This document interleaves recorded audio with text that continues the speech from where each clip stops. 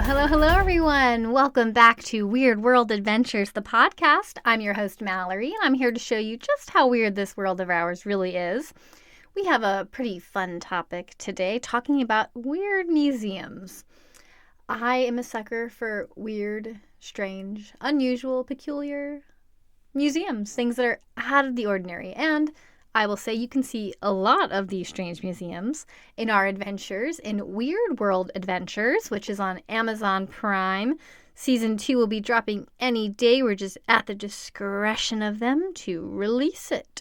So stay tuned. We'll make a big announcement as soon as Weird World releases on Amazon Prime. But in the meantime, you can check out Malorie'sAdventures.com, MALORIES Adventures.com, to find more daily strange adventures and weird history and all the fun stuff you love on our website. So let me ask you something. When was the last time you went to a museum and felt genuinely uncomfortable? I'm not talking about bored. I'm talking about uncomfortable. Like maybe you shouldn't be there. Or maybe you aren't sure you should be looking at what you're actually looking at. Maybe there was something transgressive about the whole experience. Most museums are designed to make us feel safe and enlightened.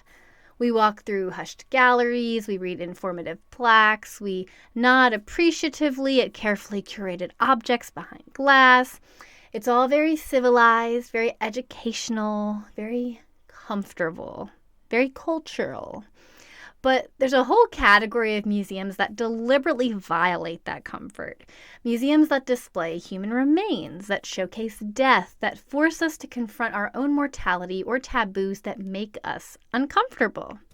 So tonight we're going to explore some of the most unusual and most controversial museum experiences in the world. We'll talk about what draws millions of people to stare at dead bodies, what cultural boundaries those exhibitions cross, and what it says about us that we can't look away. So, bear with me here. It might get a little dark, but the questions these places raise are absolutely fascinating. The first one I won't spend too much time on, only because we've covered it many, many times, and that's body worlds. So let's start with the big one. Body Worlds, the exhibition of plastinated human bodies created by German anatomist Gunther von Hagens. If you've never seen Body Worlds, which I'm hoping you've heard about it before because we've covered it a lot, here's the concept. Real human bodies are preserved through a process called plastination, where the water and fat in the body are replaced with plastics. The bodies are then posed in various positions, playing chess, doing gymnastics, riding a horse. Internal organs are displayed in these situations, and systems are isolated and shown. So you can see every muscle, nerve, blood vessel, whatever they're trying to put on display. It is extraordinary, it's educational, and it's deeply and profoundly weird. And I hope that you tune into Weird World Adventures Season 2, because we do actually conduct an interview at the Science Museum of Virginia and feature Body Worlds within that. So we saw Body Worlds, and I'll be honest, I went in a little skeptical. I've studied death rituals and death in different cultures, and, a lot of people have serious questions about the ethics of displaying human remains as entertainment. And let me be clear, Body Worlds, it is entertainment, but it is also incredibly informative and educational, and it does really push the boundaries of scientific display. It tours internationally, it does charge admission, and it sells merchandise. But walking through it, you can be struck by how carefully it walks the line between education and spectacle. The bodies are positioned to teach, so you can see how muscles attach to bones, how organs relate to each other, how disease affects tissues. But these people are posed dramatically and artistically in ways that are clearly designed to provoke emotional responses. And a lot of the emotion they want to get out of you is happiness, because they want to remind people to be happy and that life is short and that there's things we all want to do before we die. So that's a big takeaway from it. The figure of the runner mid-stride, every muscle visible. There's smoker's lungs displayed next to healthy lungs. And here's the thing that made makes a lot of people uncomfortable, I guess. The exhibition was packed with people moving slowly from body to body, staring intently. But there's also children there celebrating, the human anatomy. If you hear the story, the person that actually conceptualized this exhibit wanted people to know what it was like, because you can learn anatomy from a textbook, but there's nothing like seeing it in person. And they wanted this to be accessible to everyone, to be able to learn how the human body works, but in a way that was engaging, but also could provoke feelings of happiness. And, people can't stop looking at it. You can't stop looking at it. Okay, so there's a question of consent here. When people hear about it, they get uncomfortable. They want to make sure that everything was ethically sourced. So the question of consent. Von Hagens claims that all bodies in the exhibition were donated with full informed consent through his body donation process. So this is something where everybody involved has signed their releases. They have agreed to what in their body, if it's just an organ, if it's the full body, is going to be on display. So it is very documented, very appropriately done. And that kind of removes the controversy from body worlds. In my opinion, knowing that this is how these people wanted to be displayed after they died adds to some of the peace and takes away some of the uncomfortable feelings. There are other places, however, other exhibits, particularly some that have toured in China, that there was questions if the bodies were sourced legally. Some appear to be unclaimed bodies from Chinese prisoners. So, again, some of these exhibits, like Body Worlds, are legit, and there's just such a more ethical, happy display, happy feeling, happy emotions from that. When you start to realize that there are some out there that maybe haven't sourced the bodies ethically, it becomes more questionable. It makes it more shocking. It kind of takes away that safety and does make it uncomfortable. For instance, in Guanajuato, the Museum of the Mummies in Guanajuato, they didn't sign releases to be on display. There's murder victims. There's a deceased pregnant woman and her fetus. There's a lot of really hard things to look at. They're all mummified corpses, and the people there were dug up because their family couldn't pay a burial tax. So I think how things are sourced and consent people give is obviously a huge question in making something ethical or not when you're looking at bodies on display. There's also a cultural question. Different cultures have vastly different beliefs about what should happen to bodies after death. So many religious traditions mandate specific burials. The idea of a body being turned into an exhibition might horrify some belief systems. That's something that kind of makes it uncomfortable for us.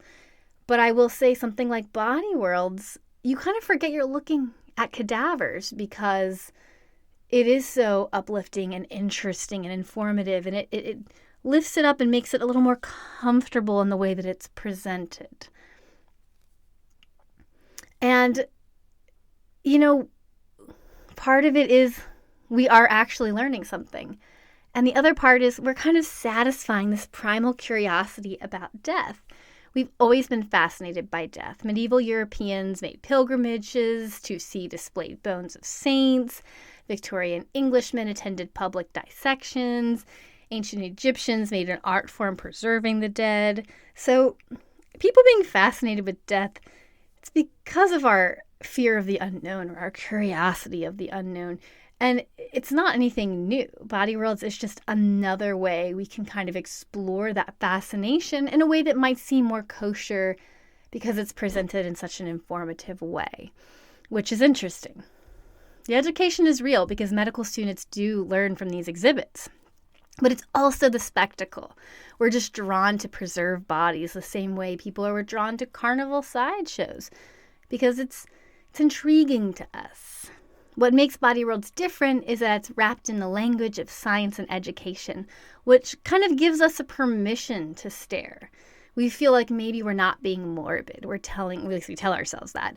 We're learning about anatomy, so we're appreciating the complexity of the human body. But if that's all it was, I don't think 50 million people would have paid to see it. I think we are by nature fascinated with what we don't understand. And death is one of those big things, and it draws people like flies to Body Worlds and other exhibits like that. They're popping up everywhere, the non-Body World versions. We've seen one in Vegas. We saw one in Gatlinburg by the Great Smokies. They're starting to appear wherever there's tourists because people will pay to see it. Now, let's talk about a place that doesn't even pretend to be anything other than exactly what it is, a museum of medical oddities. The Mutter Museum in Philadelphia houses one of the world's most extensive collections of its anatomical specimens, medical instruments, and pathological curiosities. It's part of the College of Physicians of Philadelphia, and it was originally created in 1858 as a teaching collection for medical students. What makes the Mutter different from Body Worlds is that it's unapologetically a collection of abnormalities. So this isn't about showing normal human anatomy. It's about showing what happens when things go wrong. So you can see skulls showing the effects of different diseases, a 9-foot-long colon removed from a patient, the conjoined liver of Chang and Ing Bunker, the famous Siamese twins, hundreds of preserved fetuses showing various development abnormalities, the tallest skeleton in North America at 7 feet 6 inches tall, drawers full of objects swallowed by patients, safety pins, buttons, even a crucifix, and the soap lady, a woman whose body turned to adipocere, a soap-like substance that forms when body fat undergoes chemical changes after death. She's been on display since the 1800s, and we still don't know who she was. Yes. So on the one hand, the Mutter Museum, I'm sure you've heard of it. It's very famous. It's genuinely educational. Seeing a skull ravaged by syphilis drives home the reality of disease in a way that a textbook never really could. Understanding that this colon came from a real person who lived with this condition creates empathy, and the collection makes medical history kind of visceral and real. On the other hand, there's something deeply uncomfortable about the way visitors interact with their remains. I've watched people laugh, take selfies. It's a little bit overwhelming. The museum has a gift shop where you can buy skeleton earrings. So where's the line fall between education and exploitation? The Mutter Museum actually grappled with this question pretty directly in recent years. They've updated their exhibit labels to be more respectful, referring to the individual whose remains are displayed rather than just the conditions. They've added context about the people these specimens came from, which humanizes it and makes it less of a sideshow and more of a reality. And their reputation of the creepiest museum, they have also really leaned into that. They host adult-only Halloween events, and they sell merchandise that treats medical anomalies as aesthetic curiosities. The medical professionals who created the collection in 1858 weren't trying to be disrespectful, they were trying to educate. Modern visitors who are fascinated by these specimens aren't necessarily being morbid. They might be genuinely curious about human variation in medical history. But there's a reason that Mutter has had ongoing discussions about whether to remove certain specimens from display. There's a reason they've updated their photography policy, because the question of how we display human remains in the 21st century, it remains complicated. But it's interesting. Many of the bodies were collected in an era where marginalized people, poor people, people of color, people with disabilities had no say what happened to their remains. So again, it's another conversation on consent. If people didn't consent to be included, that kind of makes it a problem. The soap lady wasn't consulted about whether she wanted to spend eternity on display. The conjoined twins who died in 1874 could not have anticipated that their liver would still be on display 150 years later. So we're left with a difficult question. Do the educational benefits outweigh the ethical concerns? It's an ongoing conversation, and there's not really a right answer. It's just something we're always trying to decipher our way through. And the last one, which I think is quite fascinating, it brings in the catacombs. I think catacombs are a lovely, interesting, and fascinating display of remains. But a lot of times it's remains that were moved into these positions years after people were buried. So for our final stop, let's travel to Palermo, Sicily, to visit what might be the most unsettling death museum in the world, the Capuchin Catacombs. This is not a medical collection or a scientific exhibition. This is a burial site that's become a tourist attraction, housing over 8,000 mummified bodies displayed in corridors beneath the monastery. The practice started in the 16th century, when a Capuchin monk named Silvestro de Gubbio died in 1599. His fellow monks discovered that the catacombs beneath their monastery had naturally mummifying properties. So instead of burying him, they preserved his body and displayed it. Over the next several centuries, this became the prestigious burial method for wealthy and notable Sicilians. People paid to have their bodies embalmed, dressed in their finest, and displayed in the catacombs. They're arranged by category: men in one corridor, women in another, priests in another, and children in another. Walking through the Capuchin catacombs, it's like walking through a nightmare. The bodies are standing, sitting, hanging on the walls. Their clothes have rotted but remain draped on skeletal frames. The skulls grin from the alcoves. Hands clutch crosses and rosaries. Some bodies are remarkably well preserved. Others have deteriorated into skeletal remains that are barely recognizable as human. And in the center of all of it is Rosalia Lombardo, the Sleeping Beauty, a 2-year-old girl who died in 1920 and was embalmed so perfectly that she still looks like she might wake up.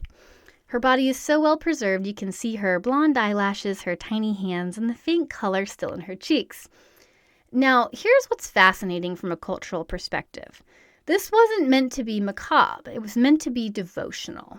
In Catholic tradition, the incorruptibility of a body is seen as a sign of holiness. Many saints are displayed in churches across Europe, and the catacombs and the Capuchin catacombs took this practice and basically democratized it. You didn't have to be a saint to have your body preserved and displayed. You just had to be able to afford it.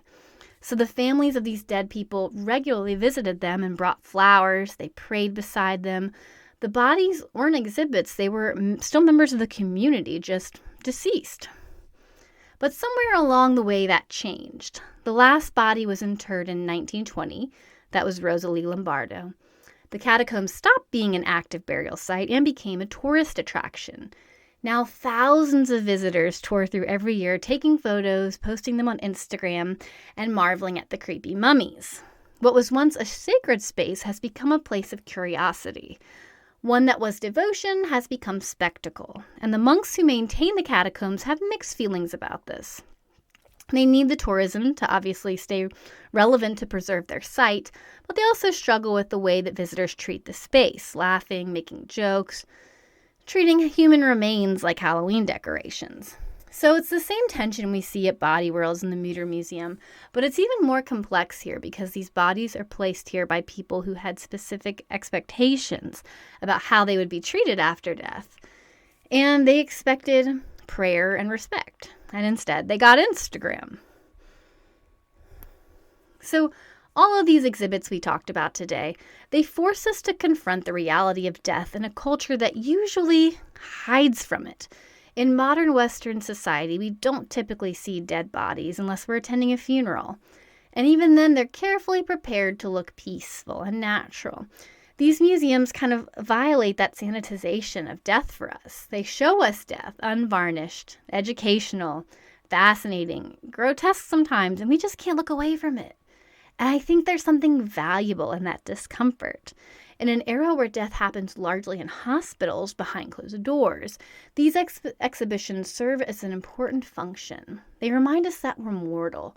Our bodies are temporary. Death is real and physical and unavoidable.